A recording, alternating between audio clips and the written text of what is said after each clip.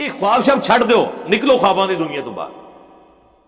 کہتے ہیں نہیں جی وہ بخاری مسلم میں تو یہاں تک آیا، نبی علیہ السلام فرمایا جس نے خواب میں مجھے دیکھا ان قریب بیداری میں بھی میری زیارت کرے گا.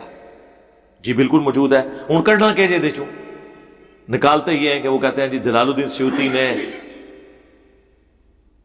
جو ہے وہ اتنی دفعہ 70 دفعہ 90 دفعہ 100 دفعہ پتہ نہیں کتنی کتنی دفعہ وہ کلیم کرتے ہیں نبی علیہ السلام کو خواب میں نہیں بیداری میں دیکھا.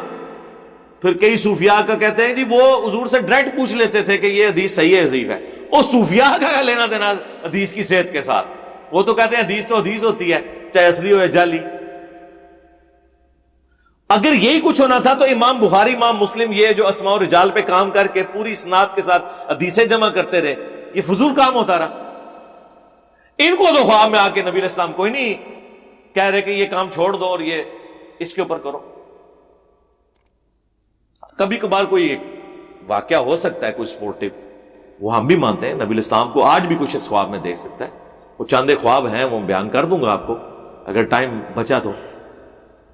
بہرحال یہ اس حدیث کی شرح یہ ہے، یہ اکثر لوگ پوچھتے بھی ہیں کہ بیداری میں زیارت سے مراد کیا ہے. بھئی یہ اسپیسیفکلی یا تو نبی علیہ السلام کے مبارک زمانے کے بارے میں محدثین کہتے ہیں کہ اس زمانے میں جس نے حضور علیہ السلام کو خواب میں دیکھا تو اس کے لیے بشارت تھی کہ اسے شرف صحابیت ملے گا، تو وہ عنقریب حضور تک پہنچ بھی جاتا تھا، ایمان قبول کر لیتا تھا. یا تو یہ معنی ہے، اور یا یہ عنقریب بیداری سے مراد یہ ہے کہ قیامت کے دن وہ مجھے دیکھ لے گا.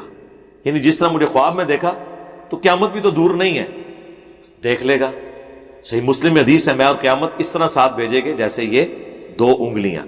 وہ حضور کے بعد تو اب کوئی نبی نہیں آنا نا، قیامت ہی قائم ہونی ہے نا.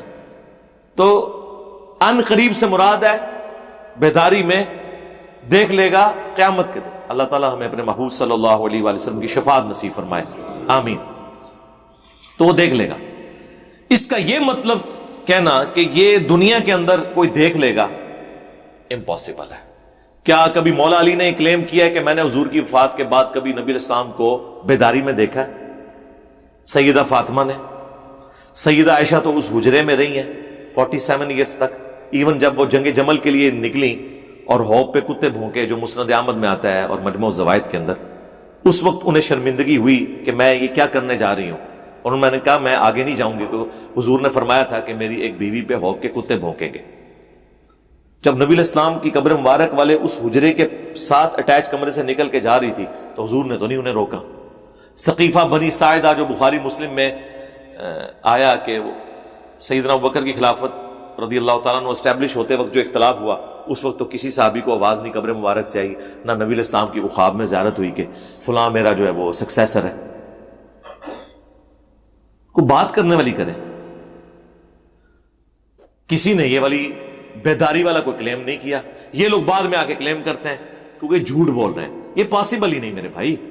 سورہ یاسین میں آیا ہے، سورہ واقعہ میں آیا کہ جو مر گیا نا اب وہ دنیا میں واپس نہیں آ سکتا.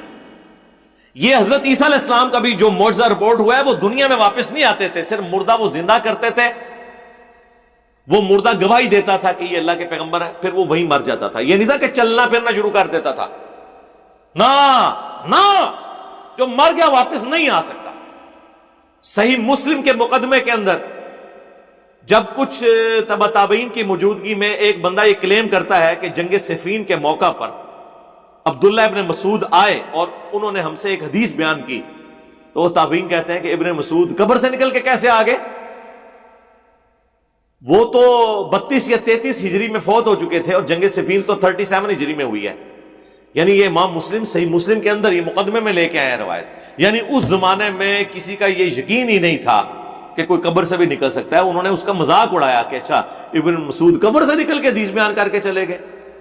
وہ جھوٹ پکڑا گیا نا یار. اس زمانے میں ابن مسعود کے حوالے سے جو لوگ جھوٹ بیان کر رہے تھے وہ بریلوی دیوبندی اہل حدیث تھے، شیعہ تھے یا تابعین تھے؟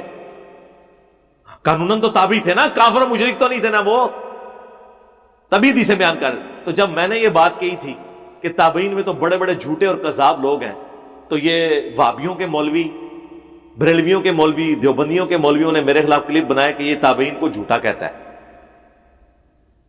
کیا میں ان تابعین سے مراد نعوذ باللہ من ذالک حسن بصری لے رہا تھا، یا میں امام زین العابدین کو لے رہا تھا، یا میں امام ابن شہاب زہری کو لے رہا تھا؟ اپنا لقمہ میرے منہ میں ڈالتے ہیں۔ اس زمانے میں تو ایسی کوئی چیز نہیں ہوا کرتی تھی کہ جی کوئی نکل کے باہر آ جائے، اندازہ کریں۔